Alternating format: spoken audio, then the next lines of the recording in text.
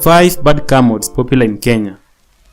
A car modification is when you alter or enhance a car for the purpose of performance or appearance, so it differs from the manufacturer's original specifications. But what makes a car mod bad?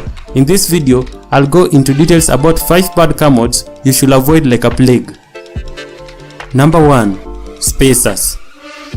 Suspension spacers, which were mainly used in 4x4 off-road vehicles, have become common among small private vehicles. This is because they are a cheap option when it comes to raising the ride height of a car, thus improve the ground clearance. Afterwards, the cars tend to have suspensions worse than those of ancient Egyptian chariots. Dynamic instability then sets in, and the cars have a greater risk of rolling, round corners and sharp bends.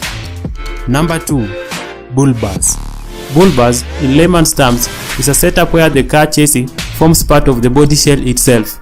Basically, this setup compromises of a body shell which has been strengthened at specific points to eliminate the requirement of an extra chassis. Cars are designed to absorb or rechannel forces in the event of a crash. This is done in such a way that the passenger cabin is the most protected part of the car. By introducing an extra element such as a bull bar, the original design is disturbed, as the bull bar is fitted directly to the car's frame, thereby bypassing the bumper and rendering it functionally useless. In case of an impact, the force is directly transmitted onto the car's frame and then onto the passenger cabin, completely bypassing the bumper and the crampo zone. Ultimately, the passengers are prone to sustaining injuries, while the chassis has a high chance of getting misaligned. Additionally, the airbag sensors may malfunction as they are placed directly on the bumpers, in which the airbags may fail to launch. In case of accident involving pedestrians, their chances of survival are greatly reduced compared to accident involving cars without bull bars. Side impacts and crashes are more serious, while pointed corners and dangerous edges are harmful to other road users. Number 3. LED bar lights. LED bar lights were a very popular mod among truckers and off-roaders, mainly for use for outdoor activities such as camping. But then came these cheap lights sold at every other online retailer from China. Soon enough, the Toyota Probox guys discovered these cheap lights and then started fixing them. They made these lights popular and have become common, especially among passenger service vehicles. Unfortunately, they produce large amount of light which is not focused onto the road.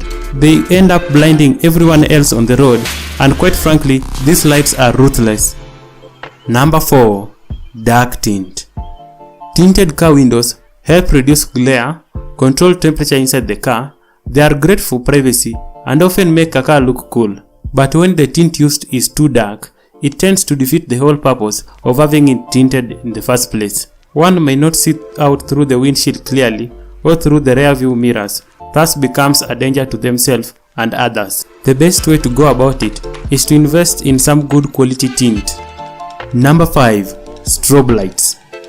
Strobe lights are a very popular mod among Kenyan racers. The most popular of these lights are the strobing brake lights, the kind that flash like Christmas lights. This kind of lights are common among truck cars built for racing purposes, but on the street they just look dumb. While this mod is the most forgivable on this list, it's not one that I will pick, certainly. Do you have any suggestions? Let me know in the comments. But which mod do you think is the worst? LED bar lights or spacers? Let me know in the poll above. As always, thanks for watching, and don't forget to subscribe if you haven't already. Every subscriber helps. See you next time.